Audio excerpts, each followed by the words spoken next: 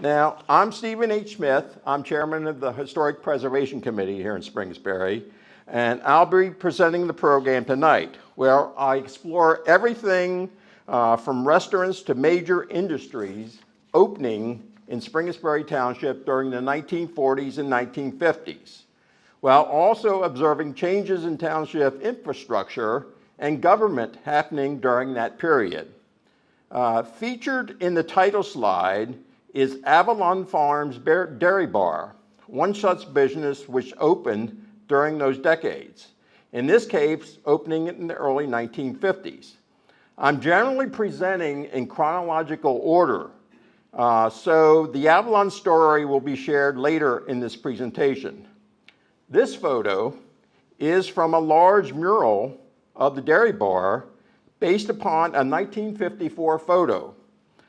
It has graced the wall inside the various banks at the corner of Mount Zion and Whiteford Road since 2005. So if you want to see this mural in person, it's in those banks.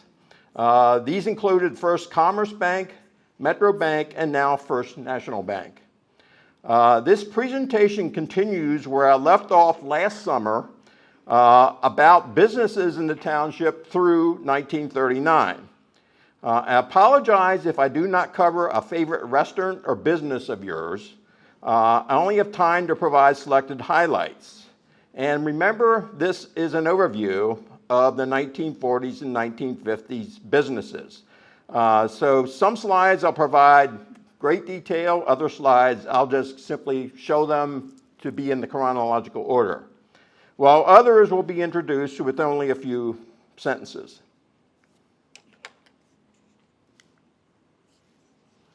Now, as an introduction, I'll begin with this talk with the final slide from that presentation of last summer. In 1939, Burry's Famous Hamburgers was the first chain burger business to open in Springettsbury, be it a local chain. They located at the Lincoln High entrance to Haynes Park. Today, that location is where the car wash is at the corner of East Market Street and Northern Way. Following that talk last summer, a gentleman stated I missed another major 1939 business, Melvin's. I recalled researching Melvin's for a post 10 years ago in which I concluded it opened in 1945 because that was when Melvin Coffin filed the fictitious name paperwork for Melvin's Ice Cream Bar.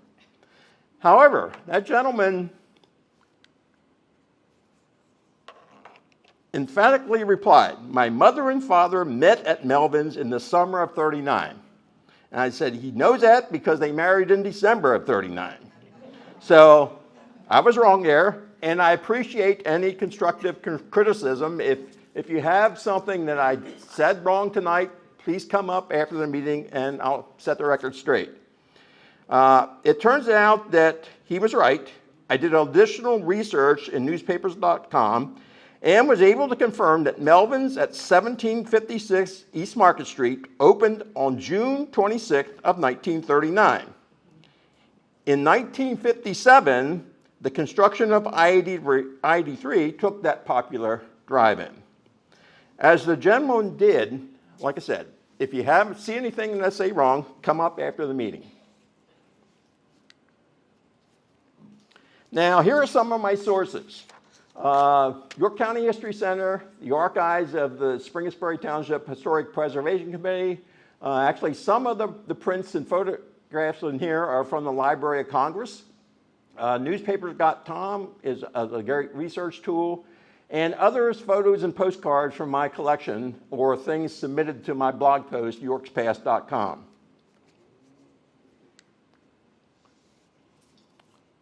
Today, the location of this site is the intersection of Locks Mill Road while looking east along the 4-lane Route 30. However, in 1940, the cars are sitting on Mill Road, which eventually became Arsenal Road. At that time, they crossed a set of 4 railroad tracks that led into the rail yard just south of there. I've been told that cars backed up there for 15 minutes to a half hour. So you even had worse traffic there in 1940 than you do now. Hard to believe. Yeah. Now, in 1948, they actually built the bridge over those railroad tracks, so you don't have that. Come on in. So you don't have that problem. But at the left side, I point out the location where a special ordnance plant is built in 1941. At this site, the York Safe and Lock Company completed the purchase of 3 adjoining parcels in December of 1940, totaling 245 acres. That same month, President Roosevelt gave a notable radio address about supplying military supplies to countries fighting Nazi Germany, where his central phrase in that talk was, "The United States will be the arsenal of democracy." I've heard from 2 individuals with similar stories about 2 years apart. Either their father or uncle worked on the construction of that arsenal of democracy plant. And they often referred to the main road in front of the plant, Arsenal Road, instead of the official name, which was Mill Road back then. Well, in 1948, Arsenal Road became the official adopted name of the road, even though many locals had since switched to another unofficial name, calling it the NOP Road, which is the Naval Ordnance Plant Road. Now, as soon as the Naval Ordnance Plant moved out, that use stopped, and it reverted back to Arsenal Road. So that's how Arsenal Road came about for that road in the township. Now, the massive plant at Springettsbury Township was designed for ground up and equipped especially for the mass production of the 40-millimeter naval anti-aircraft Bofors guns. The York Safe and Lock Company had a major hand in rapidly getting these guns into production and was selected as the prime contractor in the United States to produce them. This photo shows these guns firing during a shipboard practice drill in 1943. The following December 7th of 1941, Japanese attack on Pearl Harbor, virtually every sizable ship in the Navy during World War II was outfitted with these guns. And these guns are credited with downing 65% of the attacks on the ships during that war. So these were important guns during the war. Now, the Bofors fired a 2-pound projectile from each barrel at the rate of 120 or better per minute. The projector itself was a tracer type, high explosive, with super sensitive nose fuse. The fuse did not become active until the projectile left the gun. The projectiles could reach 2 miles into the air. So this was important gun manufacture during World War II. This is one of the production bays within the Special Ordnance Plant. Here, the Bofors guns and the power drive mounts that were used for Navy duty are shown on, like I said, the production line.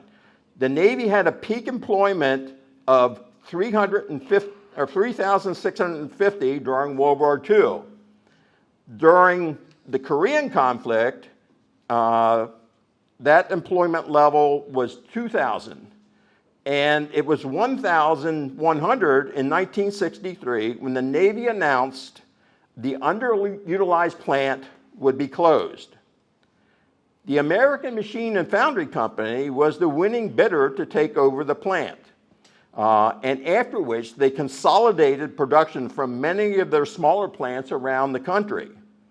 AMF had purchased Harley-Davidson Motorcycle Company in 1969. And in 1973, Harley's final assembly was moved to the York plant. So that's how Harley-Davidson ended up in York. Now, I placed the Special Ordnance Plant of York Safe and Lock Company first in this presentation because I wanted to point out the significance of that first major industry within Springettsbury Township. In 1940, the 3,790 population of the township was largely agricultural based. The total income for the township was a little under $11,000. So the tax base was actually small in 1940. Over 84% of the money went toward highways, which mostly goes to road maintenance and construction. The township had a very small part-time maintenance crew. And within the $7,520 highway expenditures, a line item shows up as $220 for snow removal for that whole year. So I'll share a neat tale about that, how that happened, just a little bit later. Now, during the 1940s and 1950s, 3 supervisors governed the township. They served staggered 6-year terms. Harry Whitmer and Ivan Miller were elected to 3 consecutive terms. The remaining supervisors each served a single term. Each year, the supervisors selected a chairman supervisor, a road supervisor, and a supervisor who performed the secretary-treasurer duties.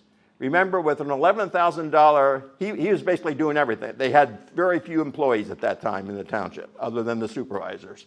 And they were paid $5 a meeting to attend the meetings. That was their total pay. Wow.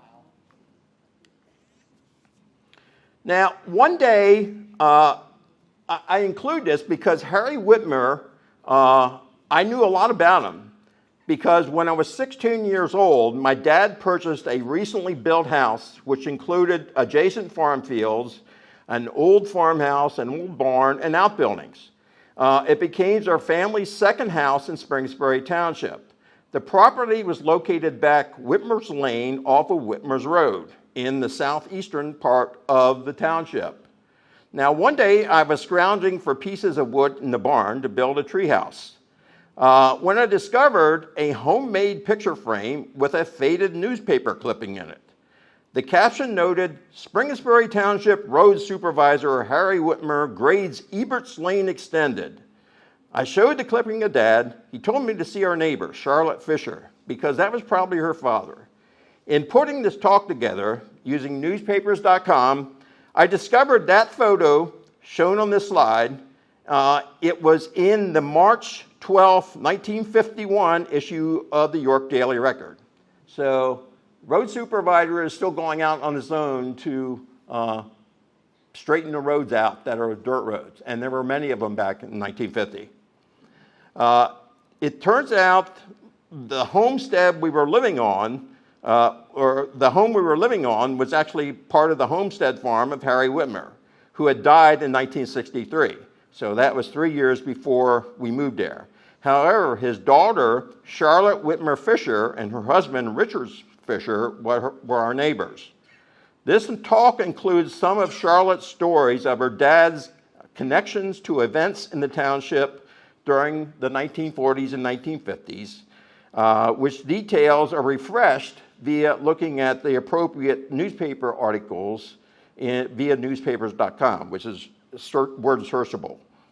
Now, in the 1930s, before running for supervisor, Harry Whitmer was part of a large group of primarily farmers who volunteered their time on maintaining township roads, which were then a mix of surfaced and many dirt roads. For Harry, it started out by using his tractor to maintaining what is now Whitmer Road in both Springettsbury and Windsor Township. So that road goes in both townships. He was on the volunteer crew for both townships for that road. Now, after being elected Springettsbury Township supervisors in November of 1941, Harry served as road supervisor for many of his initial few years of service. That was when he purchased his own personal road grader, which he used as he continued to be a volunteer in plowing snow and do road maintenance work, even when he served as chairman supervisor for the majority of his elected service during the 1950s. So when serving as road supervisor, Charlotte Harry's daughter, remembered men stopping by the house often. The comment she would hear most often, "I have a new snowplow. Will you please let me plow this area? I'll pay for the fuel."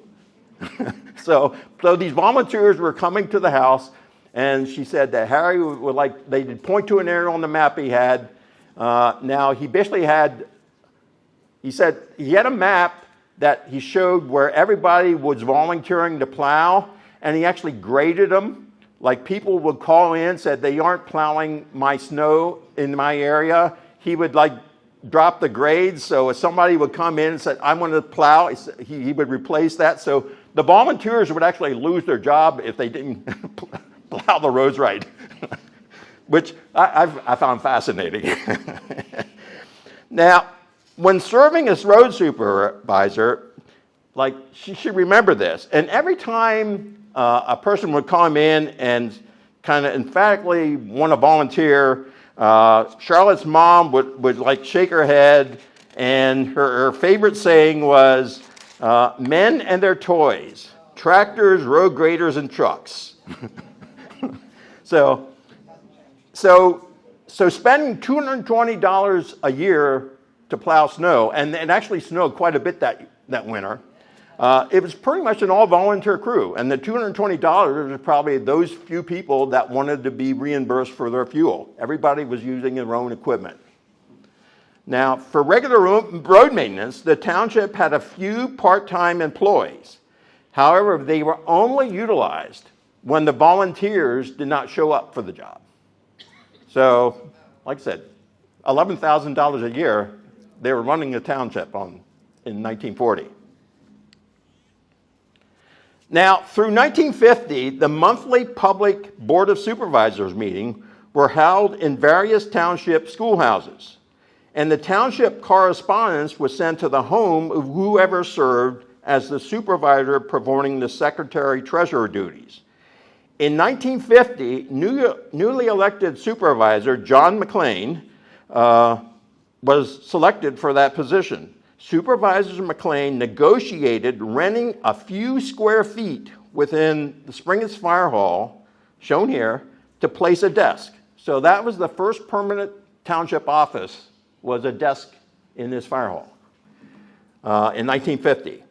Now, this firehouse still stands. It was most recently a sub place. It was Woozy Moose, Firehouse Tavern. I forget all the names. But this is located at 2914 East Market Street. Through 1956, the fire hall also served as the first district of Springettsbury Township voting place. The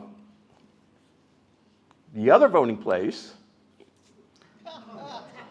this was actually built when Springettsbury Township was formed in 1891. So this is the voting place for the people in the Pleasureville, Glades area. It's actually was located on Brook Valley Road, about halfway between Pleasureville and the Glades. This is actually a big deal because before that, the people up there had to actually go into the east part of York, which was then Spring Garden Township, to vote. Now they could and that's one of the reasons Springettsbury Township formed, because there was no voting places within what is now Springettsbury Township when we were part of Spring Garden Township. So this place served as a voting place until 1956. And it was known as the voting place for the 2nd District of Springettsbury. The American Legion used this building after it ceased being used for voting purposes. This photo is of the structure in 1995, and when it was located across the street from 2505 Brook Valley Road. It has since been torn down. I'm not sure when. So we're getting a little bit more feedback here. I don't know why.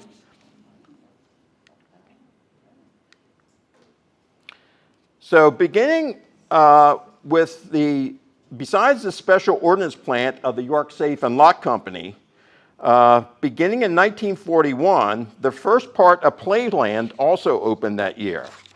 Now, It opened just a few weeks before the United States entry into World War II. Playland Complex is shown via this westward-looking 1948 aerial photo. That is East Market Street on the lower right. Playland opened in stages. The roller skating rink opened in 1941. The swimming pool opened in 1946. And the miniature golf course opened in 1948. David Sternberg began thinking about the first piece of the Playland complex during 1939. The then 46-year-old York businessman had attended the 1939-1940 World's Fair in Flushing Meadows, New York. He discovered most of the structures would be sold following the closure of the fair, and put in a bid for a building that contained substantial wooden trusses he thought could be used for a building such as a nice roller skating rink.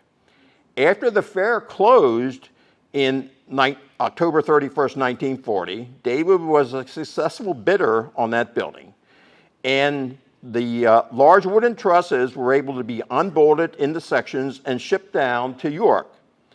He actually utilized the same New York architect that designed the exhibit at the New York World's Fair to design this building.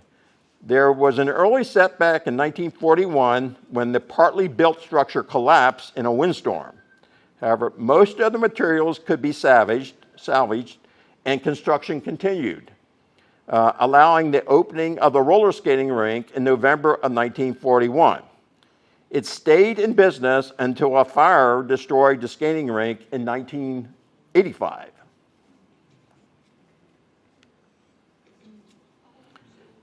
The Coca-Cola bottling works moved from York City and opened in Springettsbury Township during 1942. The York Coca-Cola bottling works goes back to a small plant on West King Street in York during the early 1920s. Prior to that, they got their Coca-Cola from a plant in Harrisburg. That bottling plant moved to larger quarters on West College Avenue in York prior to moving into the Springettsbury Township plant, which was 4 times the size of other bottling works in the city. Now, today, the bottling works was recycled as a modern self-storage facility at 2611 East Market Street. Construction of the Valley Airways hangars began in 1944, with the Valley Airport opening in 1945. It was located where the York Mall and McCrory's Distribution Center would eventually be built. The airport contained 3 grass runways with the longest 3,300 feet long. Newspaper ads in 1946 had the earliest Bon-Ton Flying Santa arriving here on Thanksgiving morning at 10:30 a.m. And from there was a parade down Market Street into downtown York, where Santa would climb the ladder up in the Toyland on the 3rd floor. The annual event occurred through 1952, after which the airport property was sold to the Realty Division of the Pennsylvania Railroad, then developed. Thereafter, the next Flying Santa flew into the airport along Roosevelt Avenue.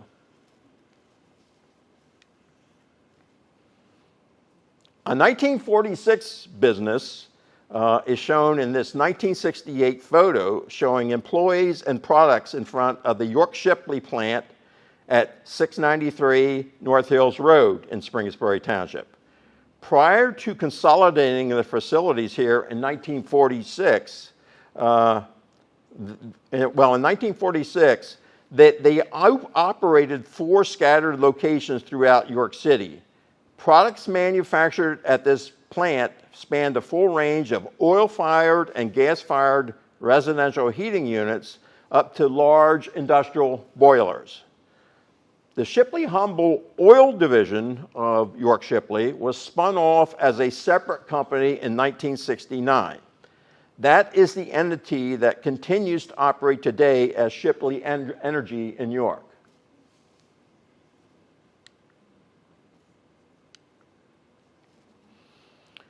Paul Etline operated antique shops at several locations in New York City before his 1945 purchase of a property in Stony Brook at 3790 East Market Street. He opened Etline Antiques in the large bank barn on that property in 1946.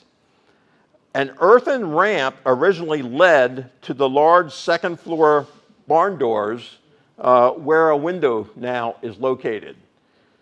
Paul Etline removed that earthen ramp to expand parking out in front of the barn. And the former barn doors on the second floor were replaced with that large window underneath the antiques sign on the barn. Today, American Daydream Antiques now does business in that barn, again, selling antiques.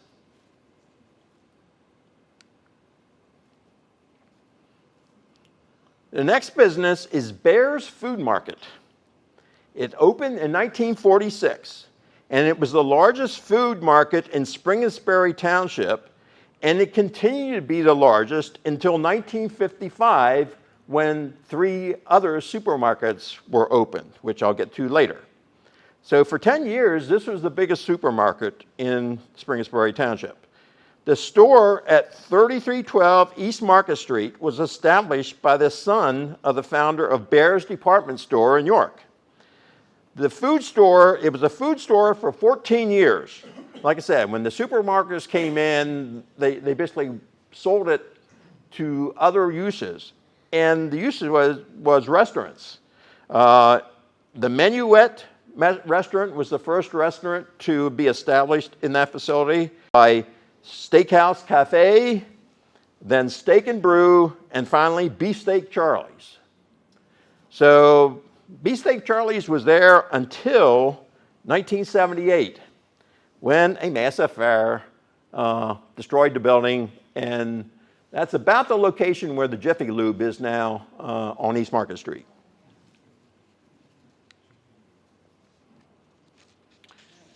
The Paddock Hotel, now Paddock on Market.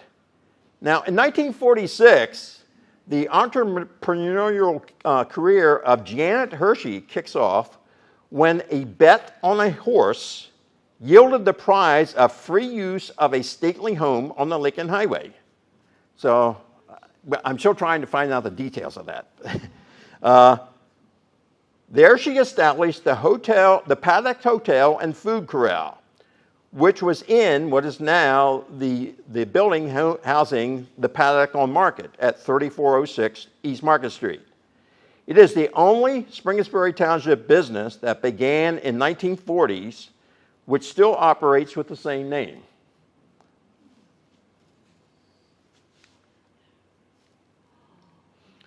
The Lincoln Woods Inn opened on December 31st, 1947. R. Forrest Griffin converted the stable of the former Kesey Estates into the popular restaurant located in the woods along the Lincoln Highway. The business was briefly renamed Lincoln Woods Supper Club from about 1953 until 1956. Then it reverted back to Lincoln Woods Inn. A famous guest at the Lincoln Woods Inn was John F. Kennedy, who stopped for lunch there during a 1960 presidential campaign swing through south central Pennsylvania. Griff, who was the owner of the Lincoln Woods, he ran it until 1984, after which several establishments have done significant modifications to the structure.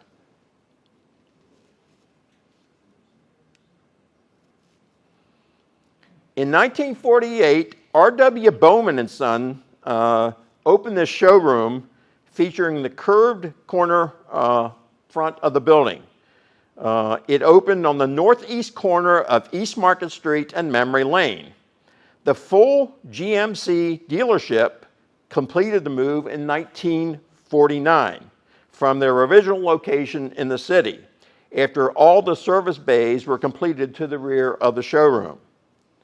Early on, Bowman's emphasis was on their GMC truck dealership. You know, there's all trucks inside, on the inside display. However, various car dealerships soon followed. They carried such makes as American Motors, Rambler, Mercedes-Benz, Jaguar, Packard, to name a few. Soon after R.W. Bowman and Son merged with Jack Jimvalvo in 1986, the Market Street location was closed. This is about where the Mod Pizza is located now. Now, Charlotte and Martin Mundus are the builders and the initial operators of this iconic motel along the Lincoln Highway. Bob and Debbie Straw were later longtime owners. And actually, Debbie Straw, I talked to a lot of people that Debbie Straw gave swimming lessons at this pool. Did anybody in here get their swimming lessons from Debbie Straw? No. But they were actually recognized by the Springettsbury Township supervisors in 1994 for their faithful preservation of the modern era motel. Now, the motel operated up to about 2 months ago, after which it closed. The group interested in developing various properties on the corner of Mount Zion Road and East Market Street purchased it at that time. So when you look at the price of 1 acre it's on 1 acre of property. I'll get some prices later on of what 1 acre of property cost back in the 1940s, 1950s. So now this 1 acre costs $875,000.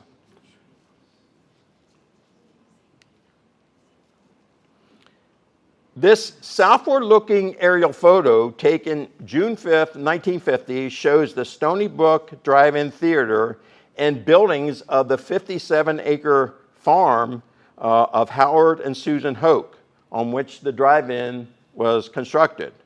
This drive-in theater contains spaces for 926 cars, with an in-car speaker at each parking space.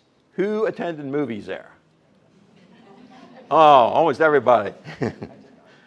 The grand opening of the drive-in was held October 5th of 1949.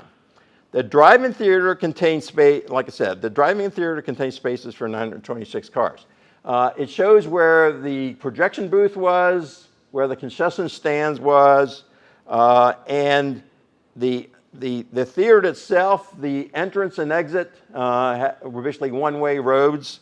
The last movie was shown at the drive-in theater September 6th of 1987. Anybody know what it was? Spaceballs. A Star Wars kind of alien classic.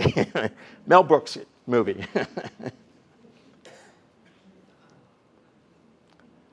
Now, in this, they not only moved the business from Newark, they moved the building too. So on March 30th, 1949, the popular York Diner, then located at 37 to 39 North George Street, which actually is a corner of the York Judicial Center right now, was split into 3 sections and trucked out to the 2300 block of East Market Street in Springettsbury Township. This time, not only did like I said, the business move, but they moved the building too. 3 days later, the diner sections were reconnected and meals were again being served at 2333 East Market Street, which is 2 businesses west of R.W. Bowman. So this is actually coming through Old East York. It had just crossed Vernon Street.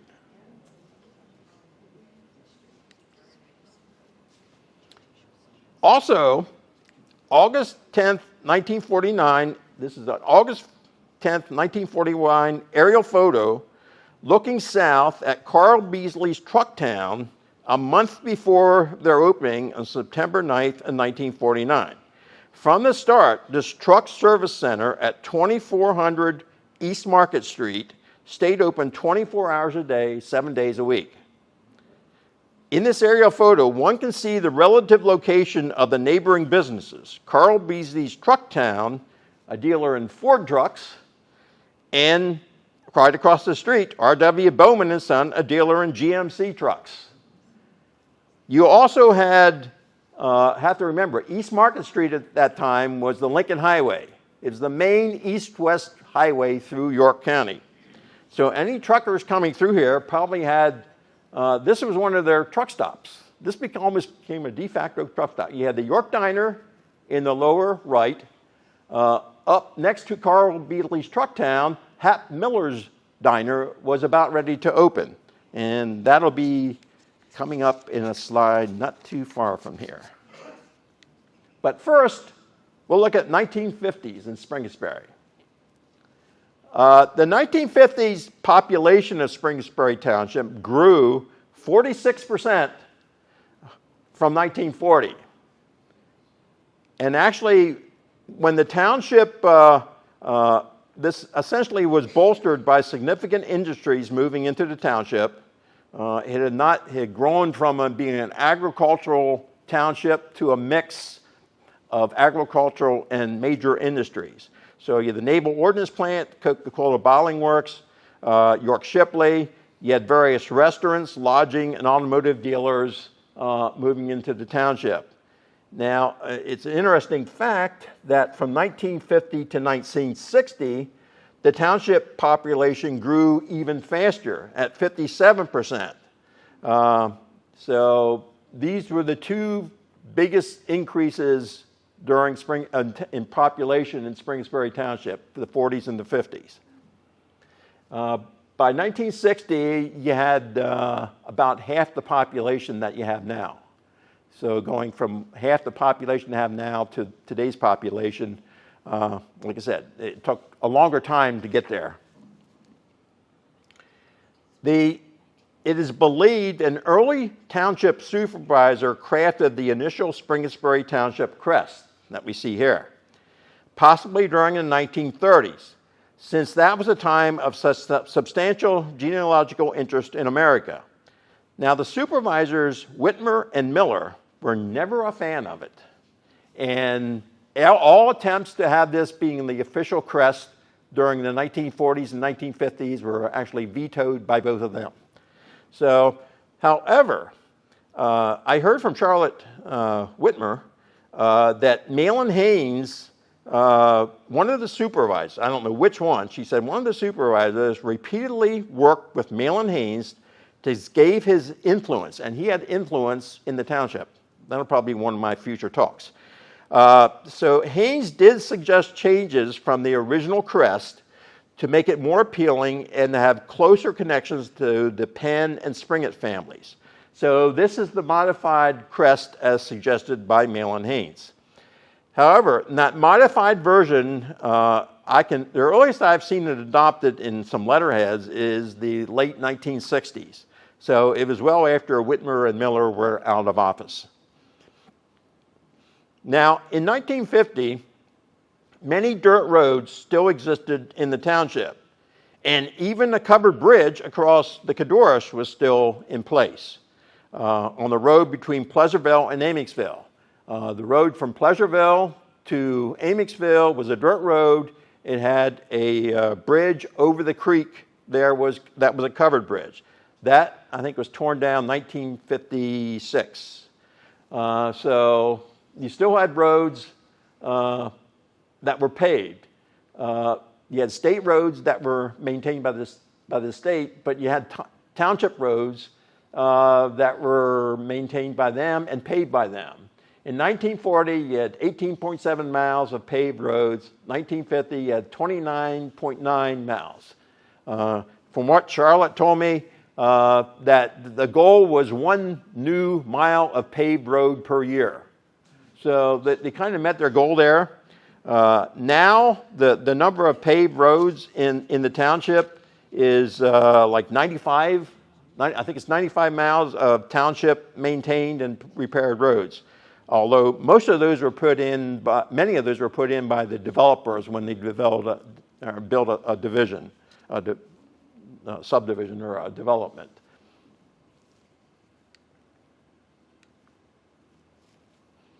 Like I said, I get the Hap Miller's Trucktown Restaurant. It opened February of 1950 as a classic roadside diner. But it said with refined touches. It was designed by the noted local architectural firm F.G. Dempwolf. This business at 2900 East Market Street quickly expanded by adding a dining room. It expanded nearly touching Market Street. If everybody remembers that, it almost went right out to the street. Now, that was possible because this was before zoning and building codes went into effect in the township. I'll get to that pretty soon. Now, some of the following restaurants that occupied that building are Seven Cousins, Sierro's, and Archie's. There were probably others there also.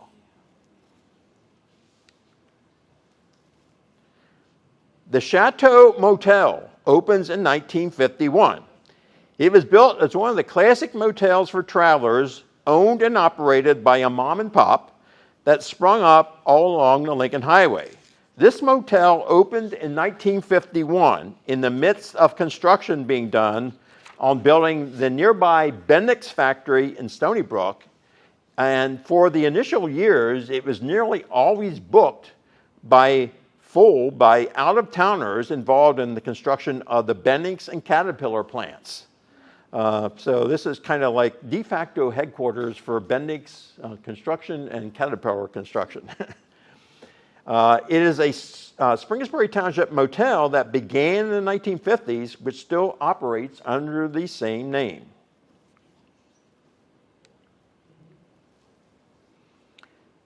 The Bendix factory in Stony Brook was a satellite factory of a Bendix facility on Joppa Road in Towson, Maryland.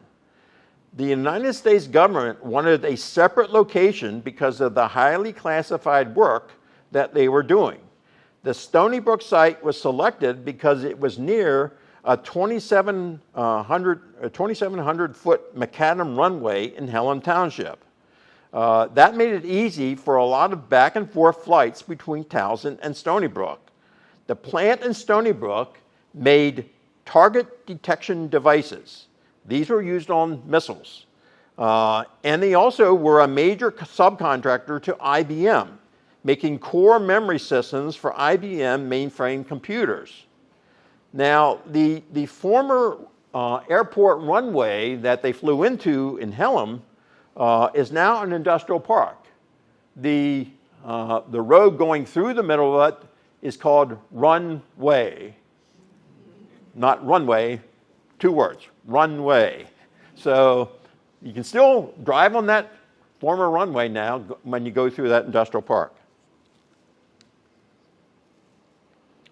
The Standard Register Company opens their York plant along Mount Zion Road in 1952.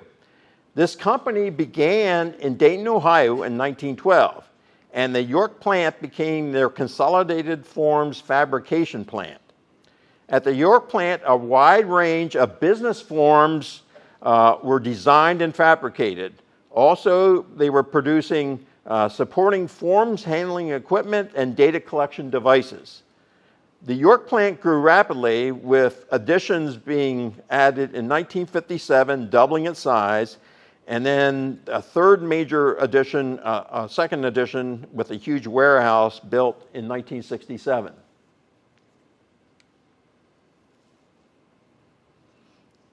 Spurgis Drive-In. Now, in 1952, Spurgis Geinrich, who already operated a popular Spurgis Drive-In in Spry, York Township, decided he had the ideal location for a second Spurgis Drive-In. He placed it directly across the Lincoln Highway from the exit of the Stony Brook Drive-In Theater. So that was a pretty nice location.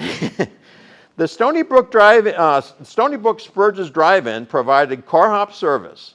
In 1957, Spurgeon added a golf driving range behind the business.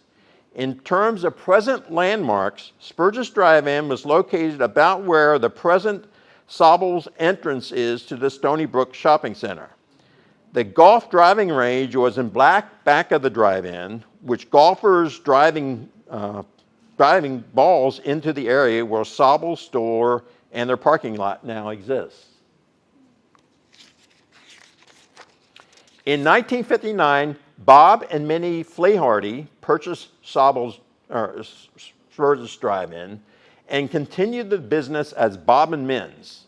They specialized in baked ham until closing in 1956.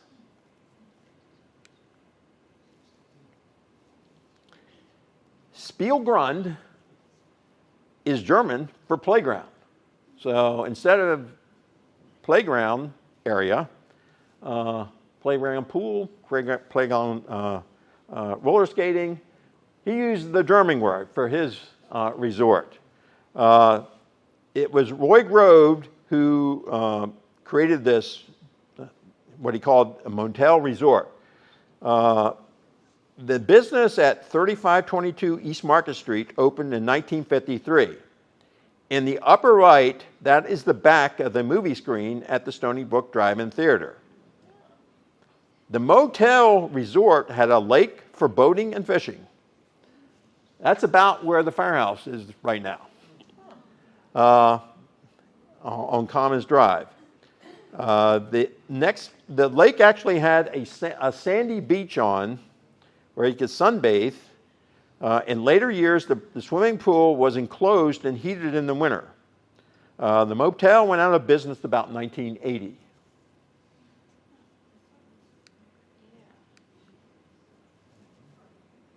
In 1953, the Carew Corporation opened their plant on an 18-acre site at 3491 Industrial Highway, which is the extreme eastern end of that roadway. Howard Carew founded the company during 1946 in Spring Garden Township. However, grew so quickly, it required the move to bigger quarters. The 1953 plant was recognized as one of the finest and most modern steel building fabrication plants in the country.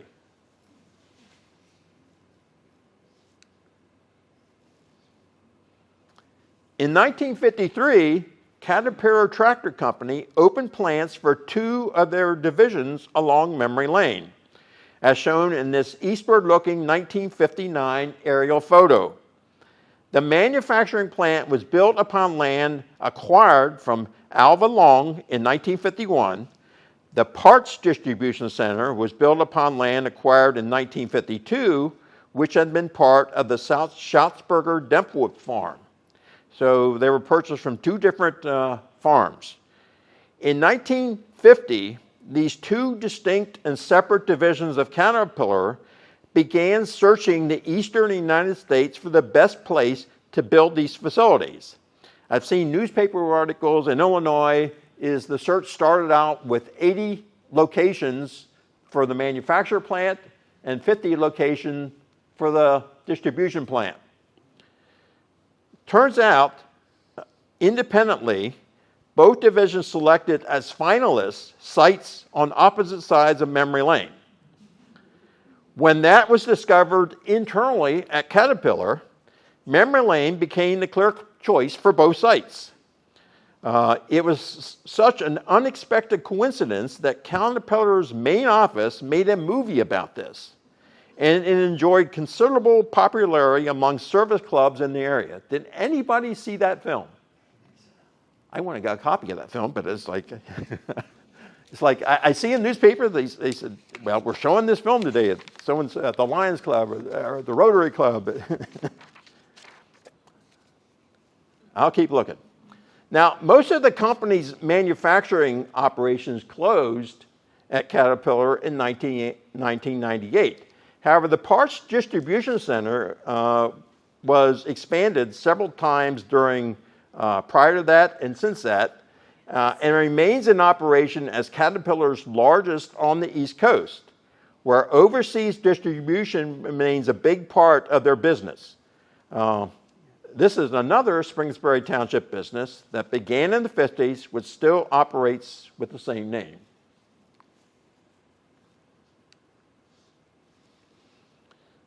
On January 26, 1954, I found a newspaper article in which Alva Long announces plans to begin retail operations soon, replete with retail milk delivery truck routes and a new dairy store. Alva Long got into the dairy farming business in Blair County during 1929. In 1948, he brought his family to York first leasing the former 331-acre Meadowbrook estate of Harold Robinson. Long purchased that property in 1950 and continued a wholesale dairy business supplying dairy products to other county processors. Long sold the 188 acres in November of 1951, east of Memory Lane and south of Whiteford Roads to Caterpillar for their manufacturing plant.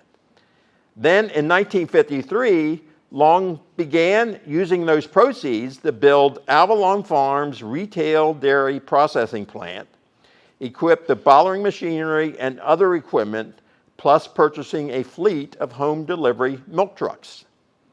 Buchart Engineering Corporation, who actually built or designed this place we're in now, was selected as the designer for the modern 4,000 square foot retail dairy store and lunchroom at the northwest corner of Whiteford Road and Mount Zion Road.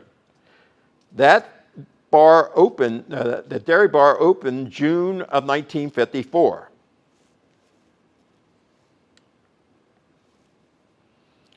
This aerial photo of Avalon Farms Dairy Bar is from a J. David Allen aerial photo, which he recorded as taken August 15th of 1959.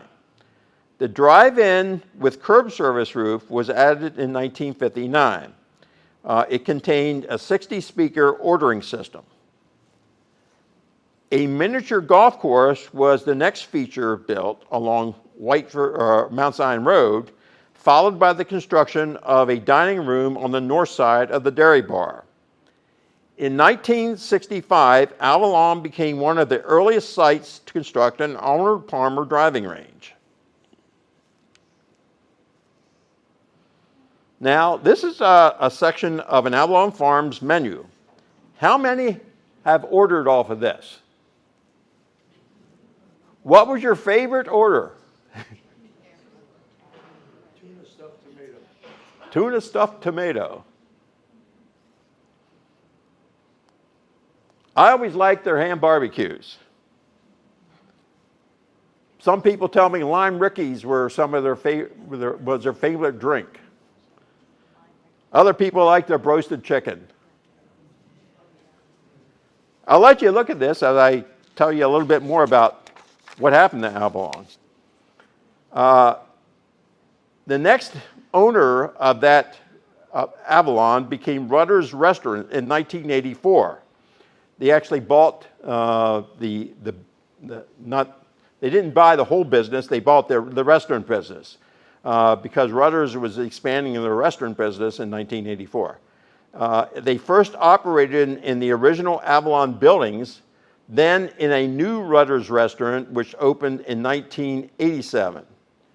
When Rutter's scaled back their restaurant business to focus on convenience stores, their restaurant at this site was demolished and replaced by the bank building, which contains the large mural of the 1954 era Avalon Farms Dairy Bar.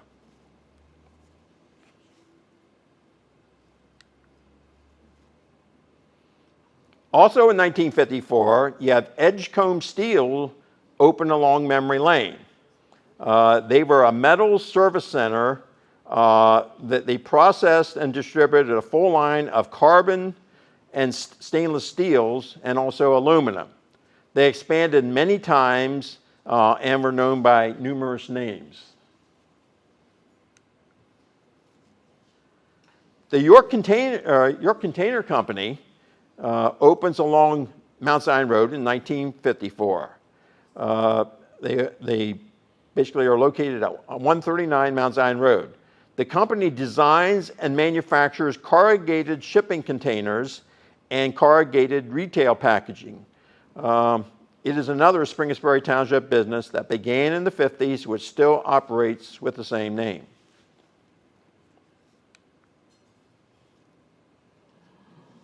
Oh, a lot of people have eaten here.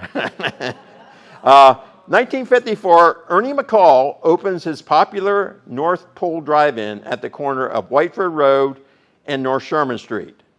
Ernie had previously operated confectionery shops, delicatessens, and sub-bars in the city. I think it was a combination of the texture of the rolls of his subs and how the fresh ingredients were stacked up that made North Pole subs some of the best I've ever ate. And their shakes were fantastic too. The business closed in November of 1968 since it was in the path of the widening of Whiteford Road to create the 4-lane Route 30.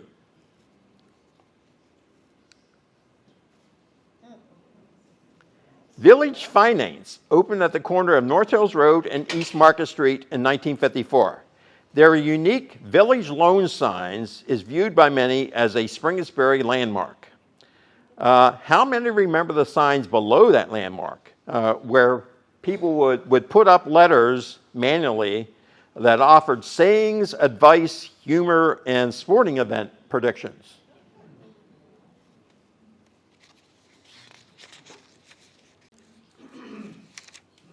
This is another early view of Arsenal Road.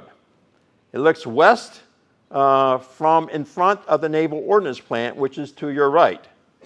The pointed out AG Food Store sign is the first major development on the south side of Arsenal Road and along that stretch. The Associated Grocers Distribution Center was built on a 10-acre tract in 1955.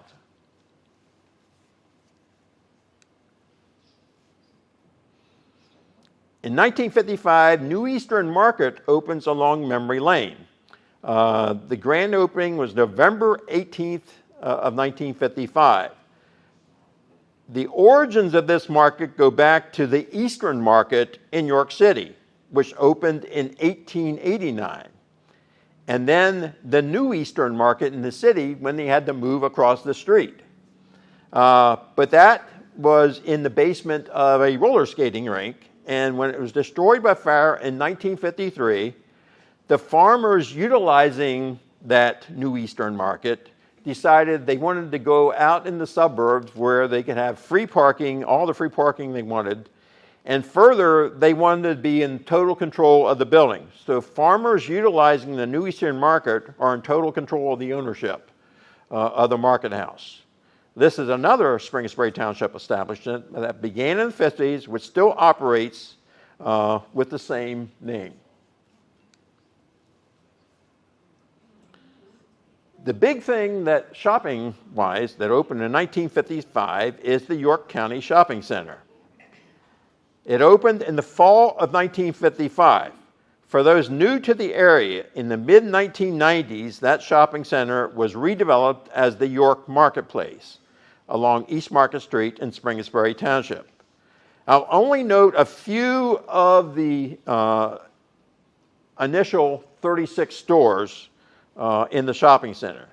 Sears was the largest on the west side. They had moved from a store in downtown York. After Sears moved to the Galleria Mall, giant food stores, and they built there and continued to occupy that space. There were two supermarkets, Acme Markets up near Sears, and the other one was Food Fair at the other end. Now, Food Fair site is where the Red Lobster is now located.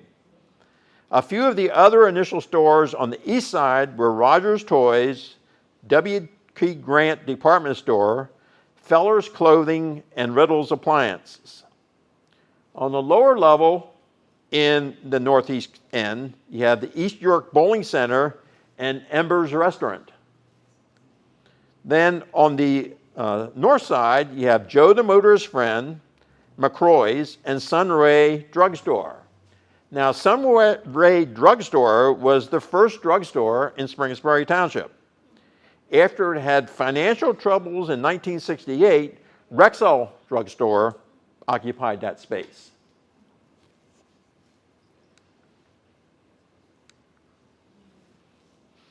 Another food market that opened in 1955 is Wise Markets. They opened at 1735 East Market Street on November 22nd, 1955. The store is shown a month prior to opening on The store is shown a month prior to opening in October of 1955 in this aerial photo. Other businesses along that stretch of East Market Street are Melvin's Drive-In at 1756 East Market, York Trust Company branch at 1765 East Market, and Village Finance at 1771 East Market. This, like I said, this is a photo a few years before ID3 came through and wiped out the Wise Market, Melvin's, and the York Trust Company. Yep. Now, the Wise Markets first moved to Haynes Road in 1958. They were located south of the Carl Breezy Truck Town. And then when that business closed, it was later a York Lincoln Mercury place, and then a Hertz car leasing place. When that closed, Wise built the bigger store right up against East Market Street, and where their initial store on Haynes Road became the parking lot. And like I said, Wise is another store built in the 1950s, which still operates with the same name.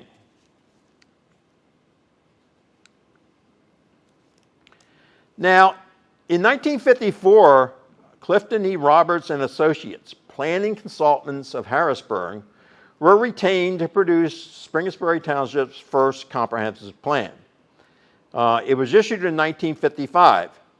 Now, Harry Whitmer actually was chairman supervisor at that time, and at the farm show, he met another supervisor that had just implemented a comprehensive plan.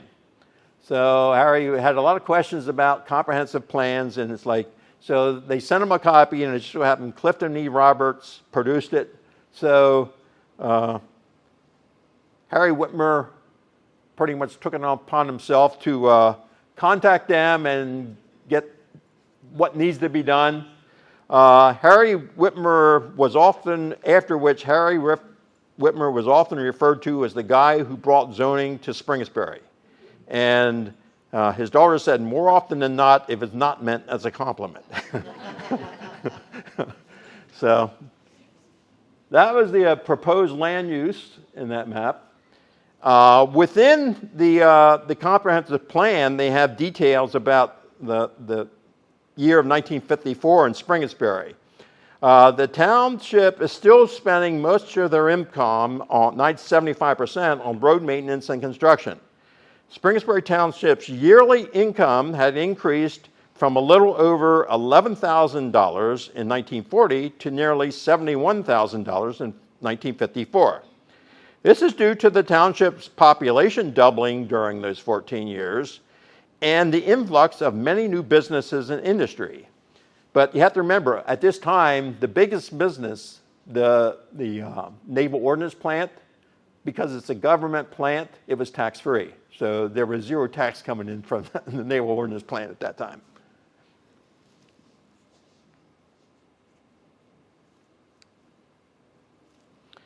Now, in a section of the 1955 comprehensive plan discussing community-wide facilities for recreation, athletic, municipal offices, maintenance, etc., quoting from page 56, it is recommended that a site of at least 30 acres be acquired at an early date to provide space for the above facilities in an integrated plan. A landscape park area to serve as a central cultural influence on community development and betterment. With the photo insert of Dr. Lewis Williams in the upper left, this slide shows the signatures on the October 16, 1956 sales agreement for Williams' 44-acre farm. At the time, a $500 down payment was made by Springettsbury Township. Then 10 payments of $6,400 were required October 1st of each successive year. Upon the final payment in 1966, the title for the 44 acres was deeded to Springettsbury Township. From what Harry's daughter told me, Harry was quite proud he was able to appeal to the doctor's sense of benefiting future generations in getting this favorable deal for the township, which also probably was the reason why Dr. Williams later set up a trust which benefits the Springettsbury Township Library Fund that the township continues to draw upon to support Springettsbury Township's residents' use of York County libraries. I decided to check what kind of deal the 44-acre farm purchase actually was. So I looked at prices of various purchases, from Caterpillar to Edgecombe Steel, York Container, Borger Steel, and Campbell Chain. That's how much they paid per acre, versus the 44 acres for $64,500, which is 186 or 66 per acre. So yeah, so essentially he did get a pretty nice bargain. They were paying like half the going rate when the agreement was made, but when they actually got the land, they were well under the going price for the land. So it was quite a bargain.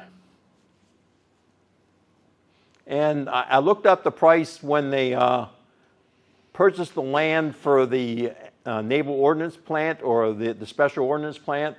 That was like $460 per acre.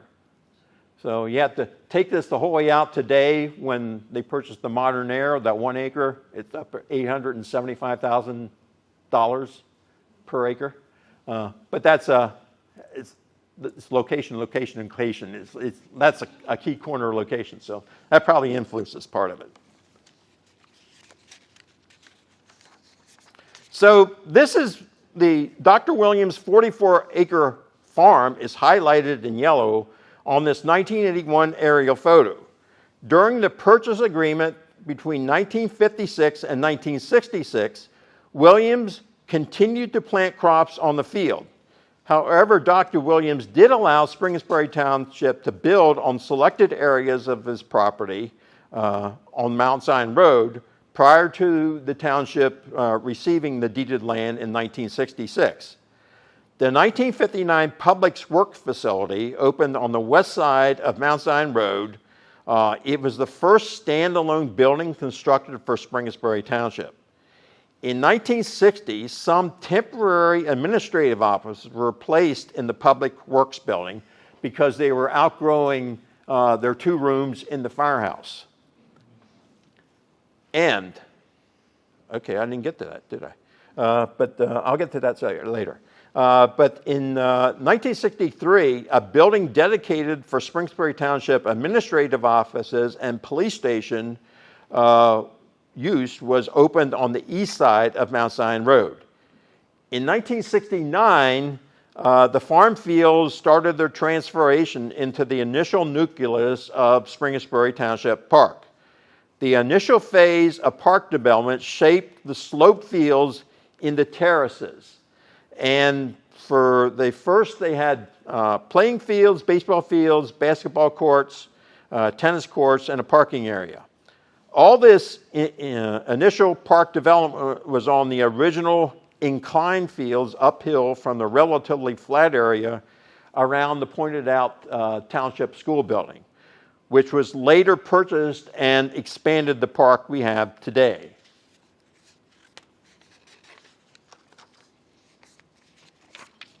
Howard Johnson's restaurant came to York in 1957. It was actually through the efforts of Roy Grove, who had the Spielgrund Motel, which was located right at the entrance to his motel. So the former Howard Johnson's building today at 3560 East Market Street presently houses the Stony Brook Family Restaurant.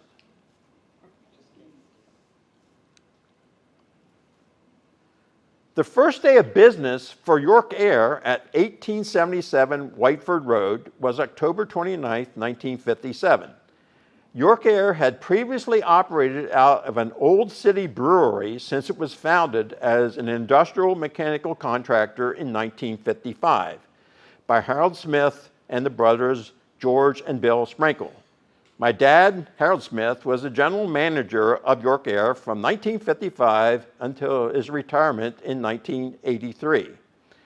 Today, that business operates as the York Air Group, as both a mechanical contractor and designer builder of custom industrial ovens.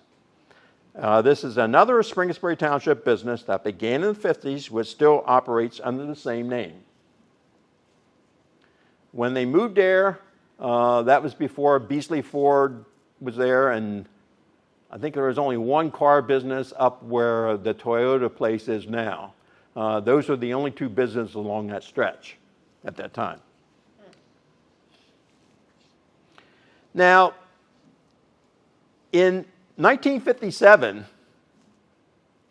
the two voting districts expand to 5. It's interesting to note where they were located. So you could vote at R.W. Bowman and Son, Commonwealth Fair Company No. 1 in Pleasureville, the Stony Brook Garage, Playland Skating Rink, and Melvin's Ice Cream Bar. So those are the voting locations, 4 locations along East Market Street.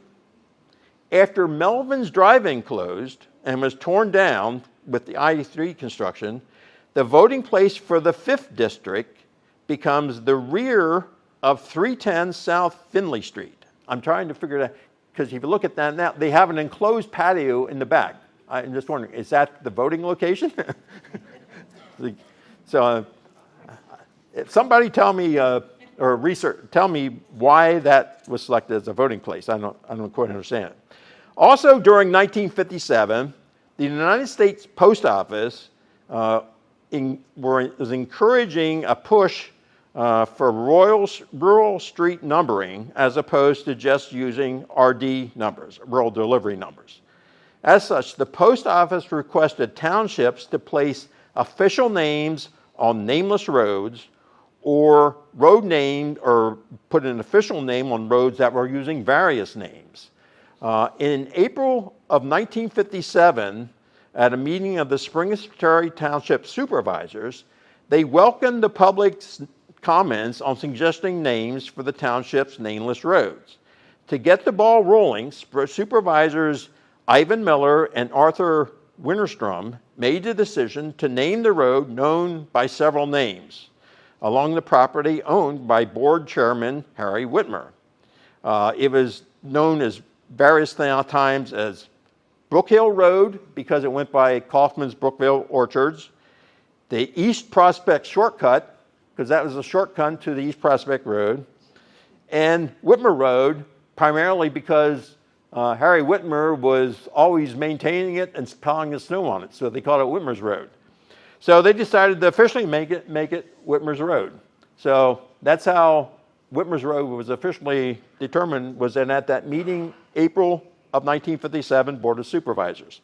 And it's the supervisors that determine road names locally. Later that year, the township supervisors officially named the road along the east side of Dr. Williams' property as Williams Road. So Dr. Williams' property, the west side of it, is now Williams Road, later in 57.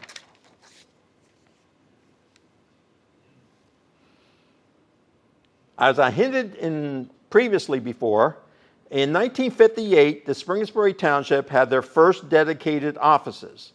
Prior to that, from 1950 through 1958, the township rented space for a desk and later a file cabinet in the shared room in the small initial Springett's Fire Company at 2914 East Market Street. When the firehouse was built across the street in 1958, the Springettsbury Township administration, zoning, and building code personnel, plus the Springettsbury Township Police Department, utilized 2 of the offices on the northwest corner of the new fire station. They utilized these from December of 1958 until December of 1963. Although starting in 1960, some of the temporary offices were moved into other temporary offices within the Public Works building, which had been built along Mount Zion Road in 1959.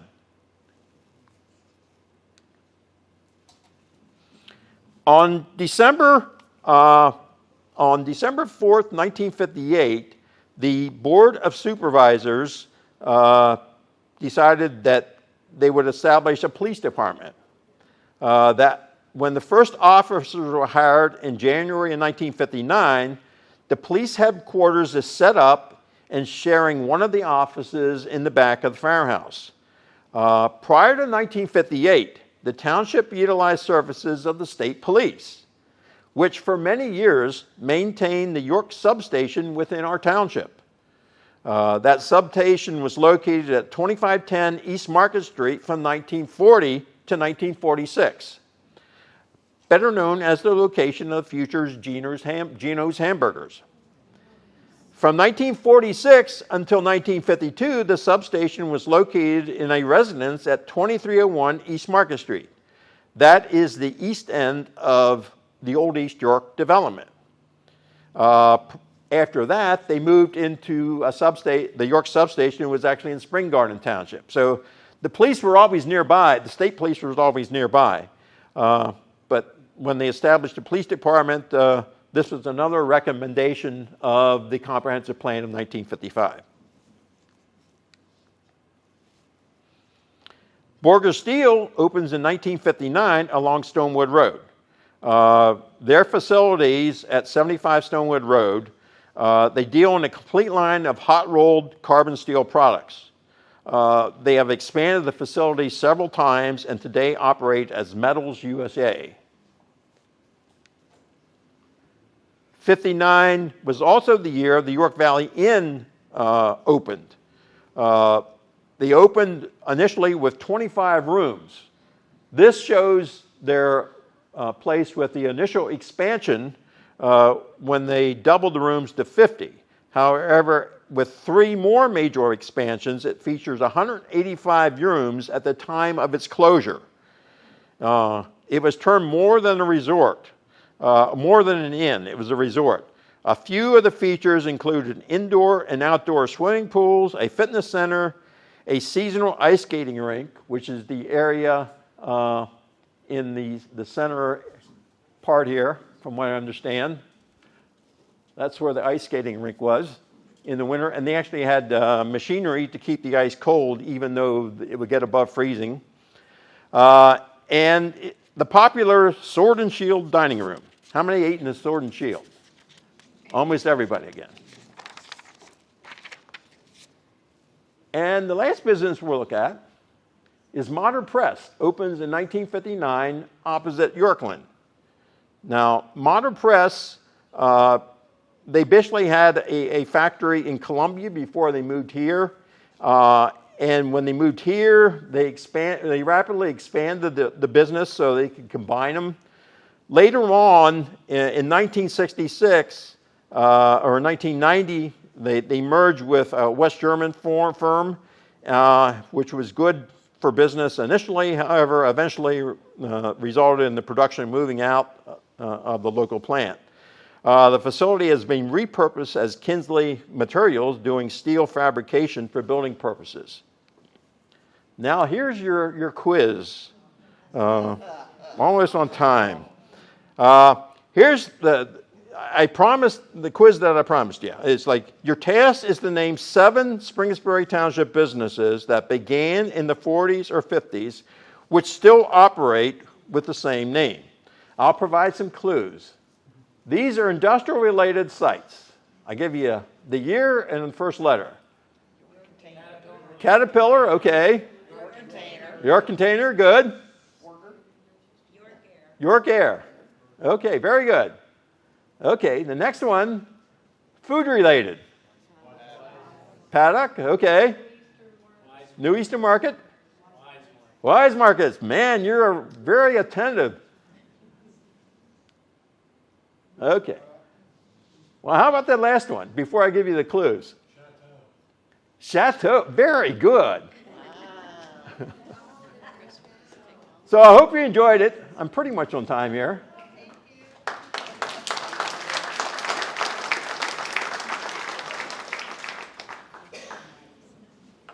And if you have any questions, I'll entertain them now. If not, I hope you enjoyed it and come back next April when we have another one.